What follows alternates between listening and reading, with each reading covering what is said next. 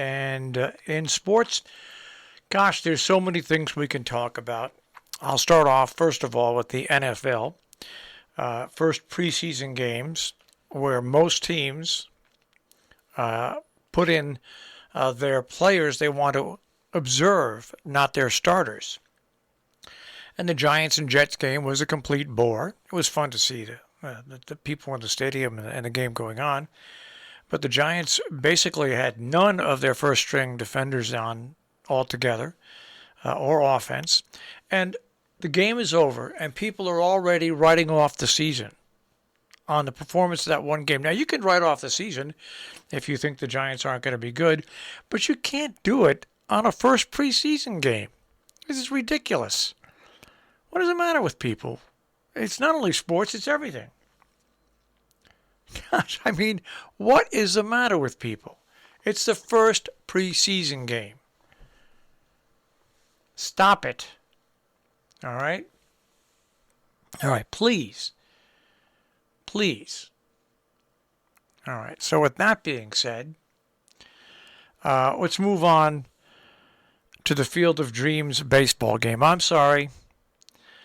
I think that should be an exhibition game that they run during the break for the All-Star game. I don't think it should count as a regular season game. I think it's Major League Baseball jumping on the back of a movie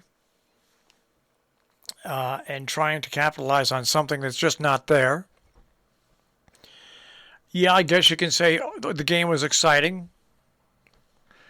A lot of home runs, walk-off. But it's, once again, it's taking baseball not back to its roots, away from its roots. Come on.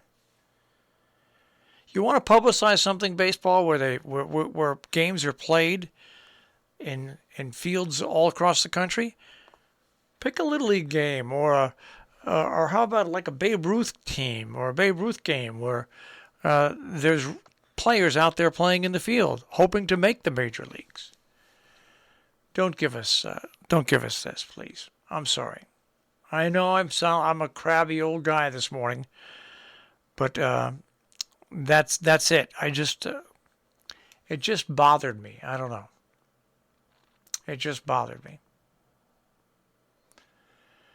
All right. What else? What else in sports? Well, I guess we can talk about baseball. There's a lot going on there. The Yankees ended up taking the series with the Chicago White Sox, losing the first game, winning the next two. Yankees have now won 11 series in a row. Is it going to be enough? Well, they're going to have to keep going to try to get into the wild card. But at least they're playing now. Red Sox own the Orioles. They beat them 6-2 yesterday. Meanwhile, the Tampa Bay Rays lost to the Twins 5-4. As I said, the Yankees over the White Sox 5-3. And about as sorry a game as you could see. I watched a portion of it. The Mets fell to the Dodgers 14-4 yesterday. Just a snake-bitten team, this New York Mets team this year. They had all the pitching in the world. They had some hitting. The pitching is all injured. The hitting is just about dried up except for their first baseman. And the Mets, who for about 2.5 months led the National League East, are now 59-58, 2.5 games out of first place, 6.5 out of the wild card, and they've lost 3 in a row. Atlanta's in first place and Philadelphia in second place. Let's go to the American League East, where Tampa Bay is starting to come back to the pack. They now have a 3-game lead on the Red Sox and a 5.5-game lead on the Yankees. But here's the interesting thing. Tampa Bay's played 71 wins, the Red Sox 69, so Tampa Bay has 2 more games there. The Red Sox have played 4 more games than Tampa Bay. But the Yankees, meanwhile,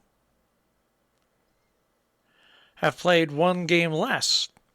So basically, you've got three teams vying for the top spot, and Toronto there, only 7.5 back. That division, which was a pretty crummy division, has turned into a pretty decent division because Tampa Bay is no fluke, the Red Sox are no fluke, the Yankees are no fluke, and Toronto is no fluke. So it'll be interesting to see over the next 2 months how that plays out. Chicago still has a 10-game lead in the Central. Houston has a 2.5-game lead in the West. In the National League, Milwaukee leads Cincinnati by 8 games, and San Francisco over the Dodgers by 4 games. So that is my take on sports this morning here on the Breakfast Club on Robin Hood Radio.